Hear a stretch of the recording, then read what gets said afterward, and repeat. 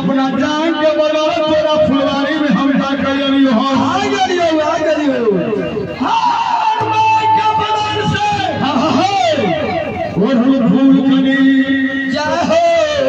तोरा फुलवारी में हम तोरे छियो के माली बाबू अमर सिंह भराज के रखे कुसुमा मालिन के हे कुसुमा मालिन